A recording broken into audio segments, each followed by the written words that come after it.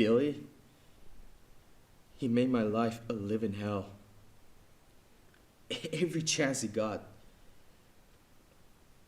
So sometimes when I would lie in bed at night, I would pray. I would pray. I would pray that something would happen to him. Something awful.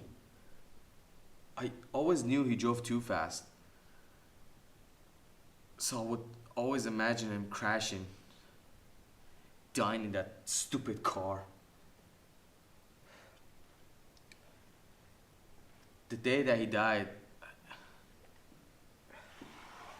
think that's why I just stood there, watched. Not because I was scared or weak, but because I didn't know if it would deserve to be saved. I've tried to forgive myself, but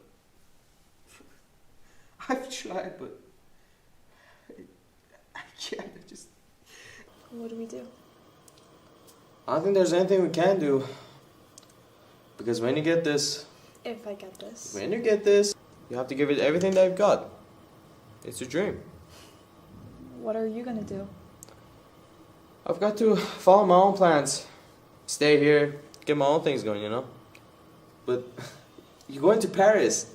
Good jazz, and you love jazz, right? Right. I guess we're just going to have to wait and see. No, I'm always gonna love you. I was going to love you too. Now, none of these is the fault of a 20-year-old college student, but you nonetheless are the member of the worst. Worst, period, generation, period, ever, period. So when you ask what makes us the greatest country in the world, I don't know what you're talking about. Can you do that, James? May I call you James? James, nobody ever calls me that. Have you been a patient at County? Have I seen you someplace? No, not Puzzle. Listen, I have to get out of here. I'm supposed to be getting information. What kind of information? It won't help you. You can't do anything about it. You can't change anything. Change what? I need to go. I wasn't trying to hurt them. You don't have a driver's license, James, or a social security card? No. Why not? Most people have some ID. You wouldn't understand. Yeah. You wore that top? Really? You looked at yourself in the mirror wearing that, and you decided to go out in that? Excuse me? You heard me. My God, and your hair? Why would any self-respecting woman wear her hair like that? My God, I mean... Pig. Have lost people too. You have no idea what loss is. Everybody I've cared for has either died or left me. Everybody except for you. So don't tell me I'd be safer with somebody else, because the truth is, I'd just be more scared. You're right. You're not my daughter. And I sure as shit ain't your dad. It calms down. Me and you, we're gonna have separate ways. We read and write poetry because we are the members of the human race. And the human race is filled with passion. Medicine, law, business, they're all noble pursuits necessary to sustain life. But poetry, beauty, romance, love, these are what we live for. Yeah. God damn it, I knew it. It was a test.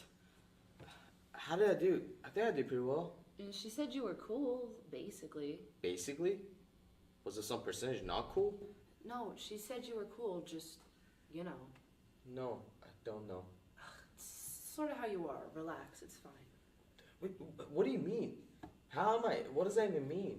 It's sort of like me. Sort of like you? Hope to gosh you didn't tell Nikki that. Why? Because it's not right. Lumping you and I together, it's just wrong. A nigga wouldn't like that, especially after all the shit you just told me. Sorry does not put back together again, Humpty Dumpty.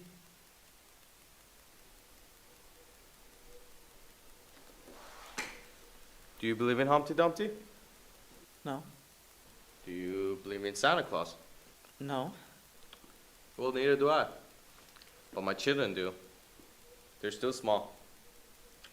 But do you know who they even like better than Santa Claus? His helper, Pedro Negro, like Peter.